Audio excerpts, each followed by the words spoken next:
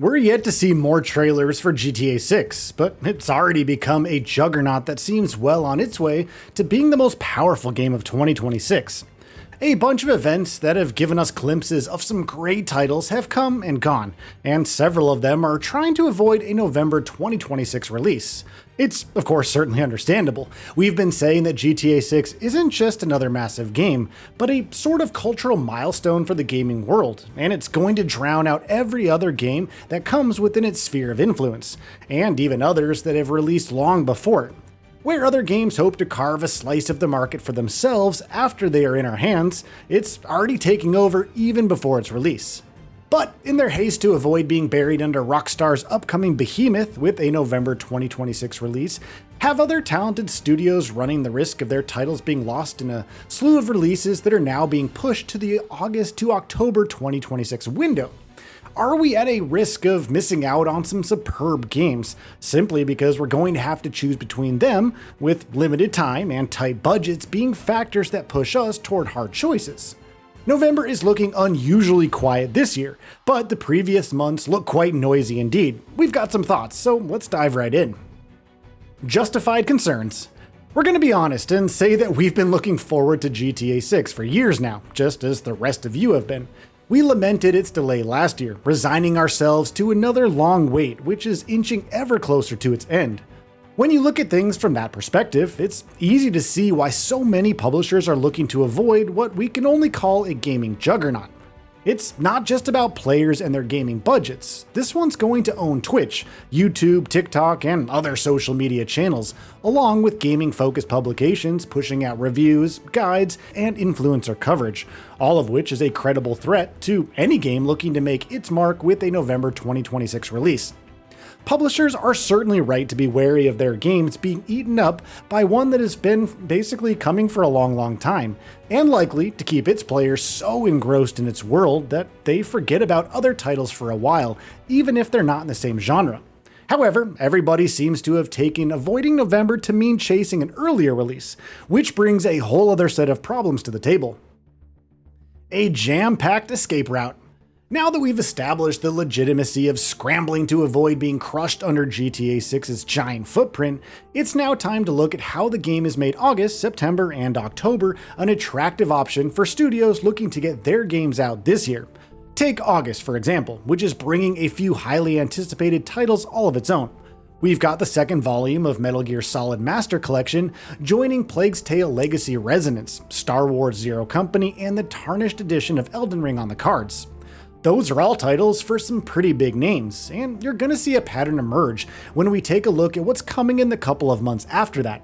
September's bringing quite the list, honestly, with The Blood of Dawnwalker and Marvel's Wolverine in its first half, with Silent Hill Downfall, Control Resonant, Onimusha Way of the Sword, Minecraft Dungeons 2, Valor Mortis, and a few other big names to compete against each other for our time and attention, with release dates that are kind of in the same week. That's something you don't see all the time.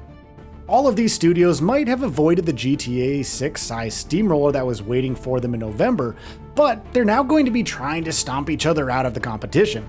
It's a bizarre situation to be sure, and we can't help but wonder if it could have been avoided. All of these titles that need room to breathe, and we can't help but wonder if at least some of them could have looked to June and July for a bit of that space. Now, that's not to say June and July don't have big games coming out, far from it, but the competition isn't going to be as fierce as it seems to be in the months that follow them. Summer's still as good a time as any for a game looking to enjoy its audience's attention for a little longer than it might if it was released later in the year, and it's definitely a valid option in the situation we've outlined above. It also gives developers time to roll out patches that need to be implemented, whilst also helping build a community and sales momentum for their titles. But a release date isn't the only factor worthy of consideration when releasing a new game. There are developmental realities, certification requirements that could take time, marketing beats, and platform deals to navigate, all of which are equally important factors that could make or break a game's success. We get that. But as far as a good release strategy is concerned, we'd say not giving a great game the time it needs to cast a spell on its players is akin to shooting yourself in the foot. But as things stand, the games we've mentioned here are not competing against GTA 6, but actually against each other. They're vying for their players' time, money, media coverage, reviews, media coverage again, social media traction, storefront placement, a place on wish lists, and influencer attention. More importantly, they're running the risk of player fatigue, irrespective of their genre, considering that the average player doesn't stick to just one of them and can only buy and play a couple of games in any given month. Even the greatest games can fall prey to players just deciding to take them on a lot later if there are other ones that they want to play first, after all. The ones that dare. That brings us to October and November. We have the likes of End of Abyss, Rayman Legends Retold, Dynasty Warriors 3 Remastered, Ace Combat 8, Gears of War E-Day, Star Wars Galactic Racer, Castlevania, and Phantom Blade Zero. It's here that we want to introduce Phantom Blade Zero into this conversation. We've been keeping a close eye on this one, and S-Game's decision to delay its release from September to late October could be seen as a bold gambit. It's certainly avoided the pitfalls of a crowded release calendar, while also gaining more time to bring a more polished experience to the table. But we're concerned that it's escaped a storm of releases only to risk getting sucked into the maelstrom that is GTA 6. Can it manage to get the attention it deserves, or is it going to be overshadowed by a giant that certainly has the potential to take away some of its player base, no matter how good it is? There's also Devolver Digital to think about. It's taking a different and quite honestly a humorous approach to this situation that we've been talking about in this one.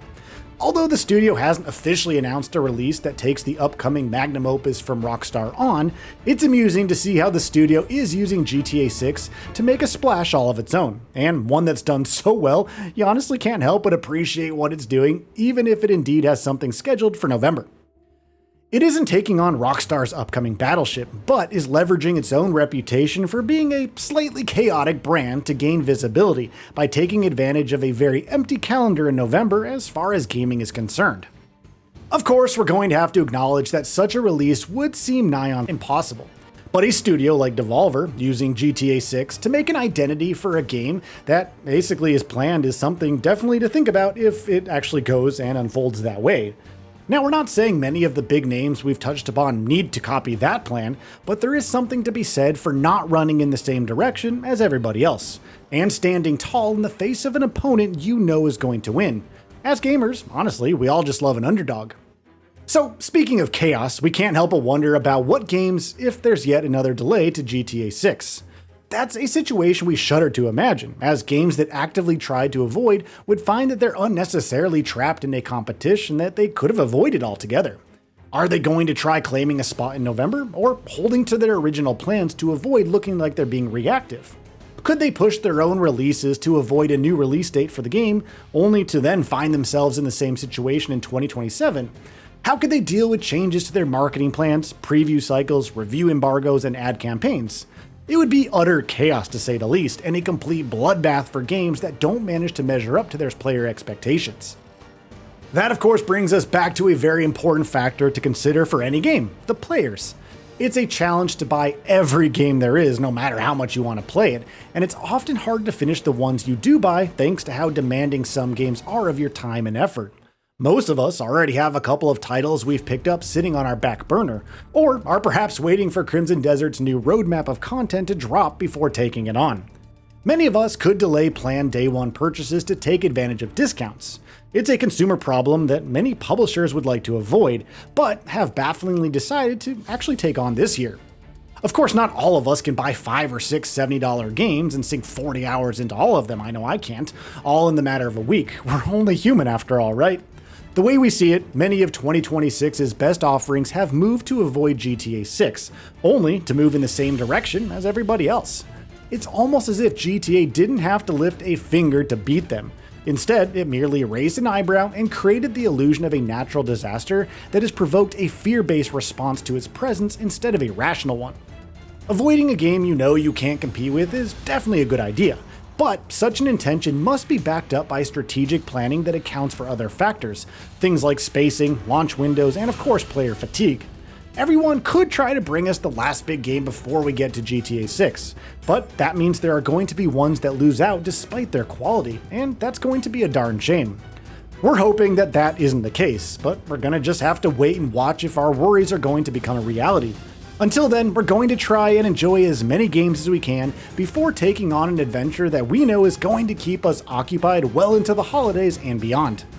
So, what are your thoughts on this? Go ahead and share them in the comments below. And if you like this video, please subscribe to the channel and enable all notifications by clicking the bell icon to get new video updates. We upload every day and would really appreciate your support. Thanks for watching.